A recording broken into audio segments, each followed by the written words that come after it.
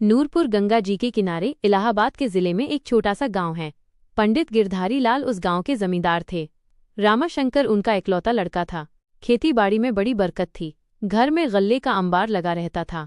किसी बात की कमी न थी। पंडित रामलाल का लड़का राम जियावन जात का ब्राह्मण था। किसी जमाने में उसके खानदान में भी लक्ष्मी देवी का राज था, लेकिन गदर में उनका खानदान तबाह हो गया।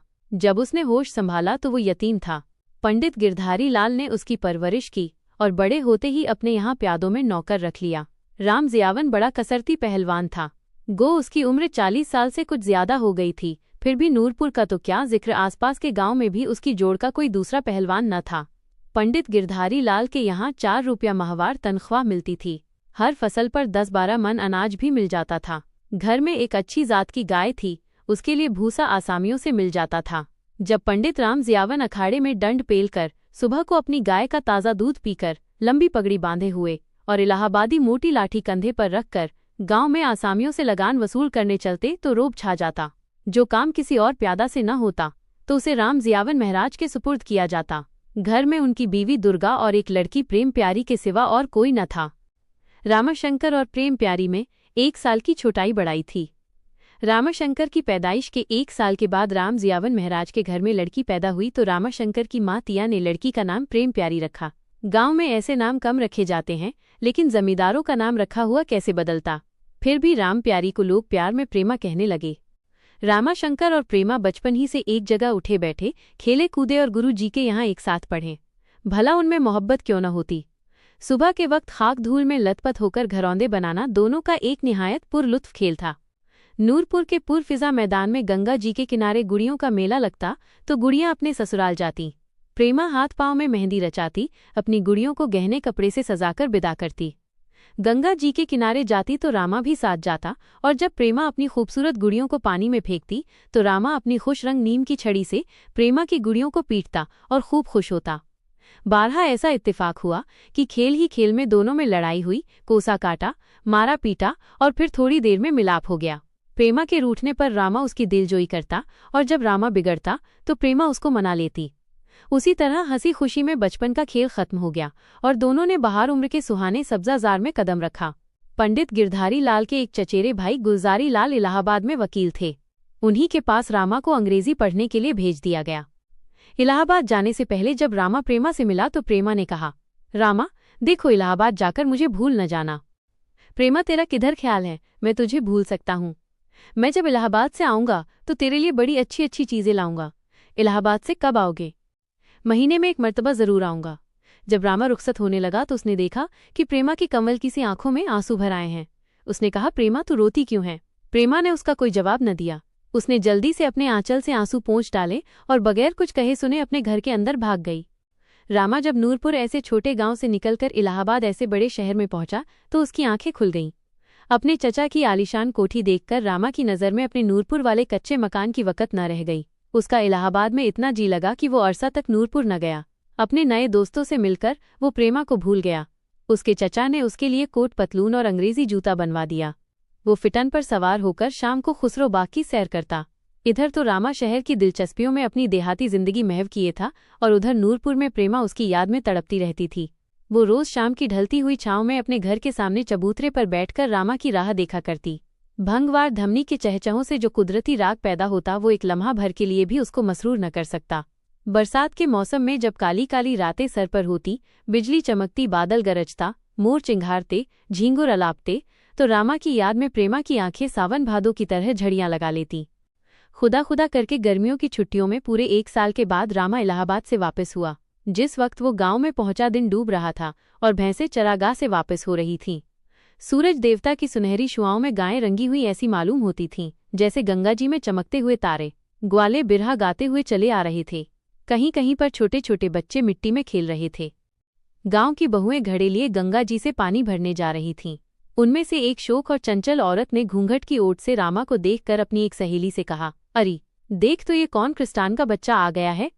उसकी सहेली ने गौर से रामा को देखकर कहा, ये तो रामा है, क्या तू नहीं जानती ये हमारे जमींदार का लड़का है? अरे ये वही रामा है जो धोती कुर्ता पहने गांव के लड़कों के साथ खेलता फिरता था। मैंने बिल्कुल नहीं पहचाना था, और पहचानती कैसे, आज तो ये अंग्रेजी कपड़े पहनकर आया है। देहाती जिंदगी में एक बिरादराना उन्स होता है जो शहरी जिंदगी में नहीं पाया जाता। गांव के छोटे बड़े अमीर और गरीब सब उसी रिश्ते में बंधे रहते हैं। चुनाचे रामा के आने की खबर पाकर जगदेव लोहार, फुल्ली बनिया, रमजान जोलाहा, जिगरवा धोबी, कालिका काछी, अधीन अहीर, राम जियावन महाराज वगैरह रामा को देखने आए और दुआ देकर चले गए। गांव में बैठकर रामा को प्रेमा की याद आई। रात तो किसी तरह से उसने बसर की, लेकिन सुबह उठते ही वो उसके मकान पर पहुंचा। राम जियावन गंगा स्नान करने गए हुए थे। दुर्गा धान कूट रही थी। रामा ने कहा, मौसी प्रणाम। कौन? रामा, जीते रहो भैया, भगवान तुम्हें बनाए रखें। आओ आओ, अच्छे तो रहे। ये कहती हुई दुर्गा ने आवाज दी, प्रेमा।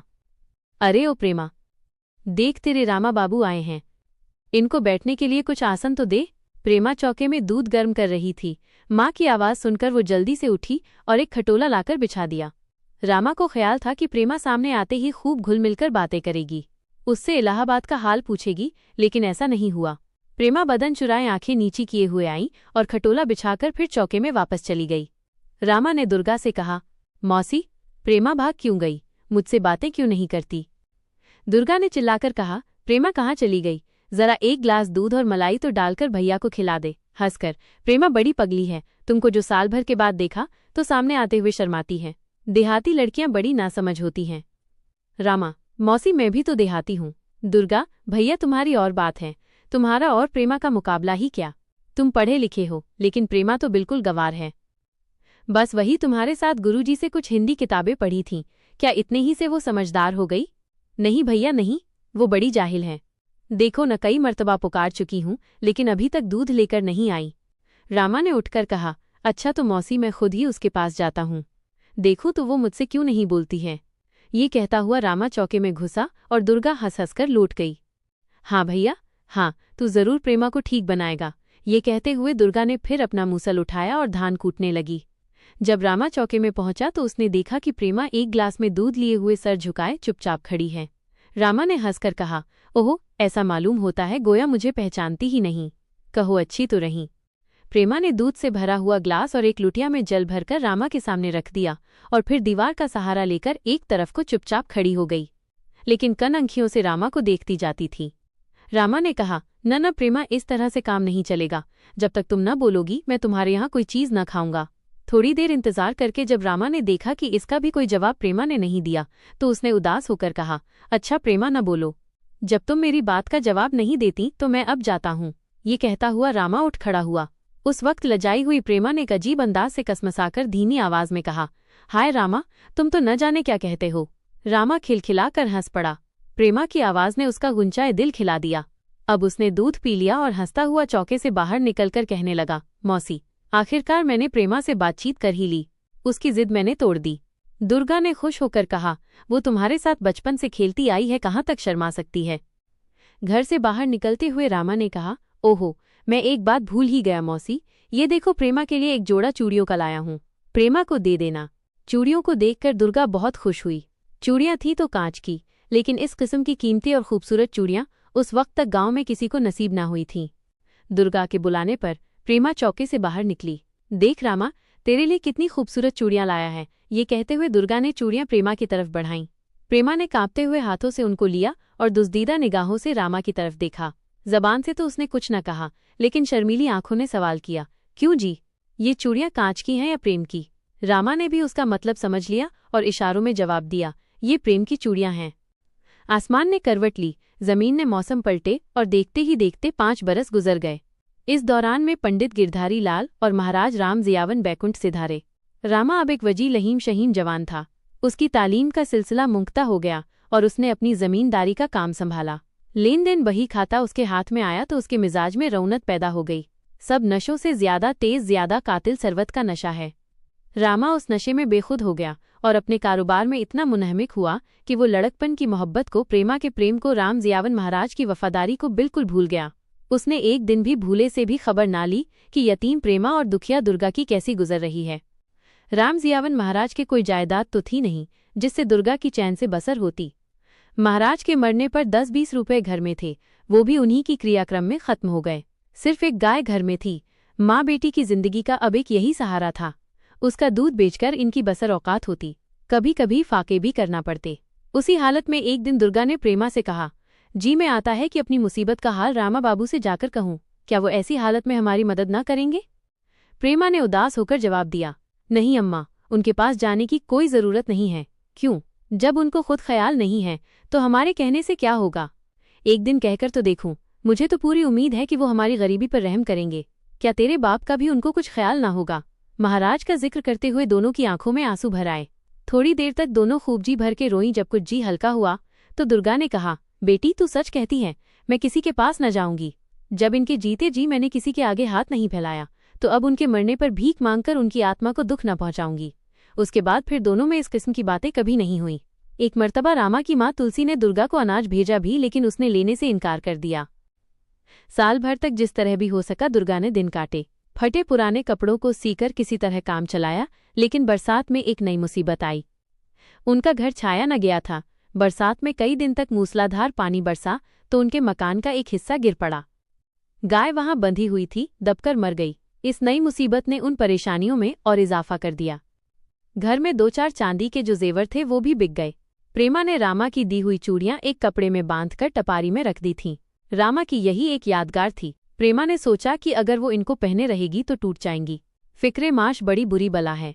दुर्गा अब खेतों और चरागाहों से गोबर उठा लाती, प्रेमा उपले थापती और दुर्गा गांव में बेच लाती। कभी गोबर न मिलता तो और मुसीबत होती। कभी कोई उपले चुरा ले जाता तो फाके करने पड़ते। दुनिया का भी अजीब हाल है। कोई हंस रहा है, कोई रो रहा है।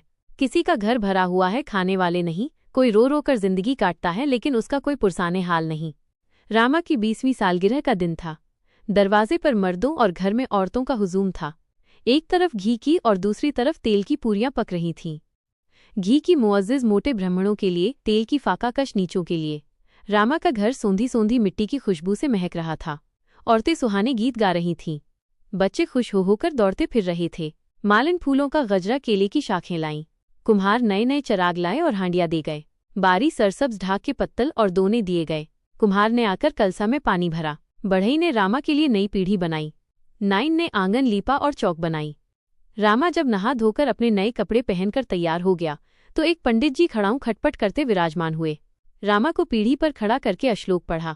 एक कच्चा धागा सर से पांव तक नापकर 20वीं गिरह लगाई। तिल मिला हुआ कच्चा दूध पिलाया। माथे पर तिलक लगाकर गले में फूलों का हार डालकर आशीर्वाद दी। पंडित जी भला चौक से खाली हाथ कैसे उठते? उनका पेट बहुत बड़ा और खूब फूला हुआ था। तुलसी ने भी उस मौके पर पंडित जी को खूब दक्षिणा दी और पंडित जी हंसी खुशी घर से रुखसत हुए। उनके बाद नाई, धोबी, भाट, कुम्हार, माली वगैरह की बारी आई और उनको भी इनाम से खुश कर दिया गया। गरज उस दिन नूरपुर में सिवाय दुर्गा और प्रेमा के कोई और रामा की चश्मे इनायत से महरूम न रहा।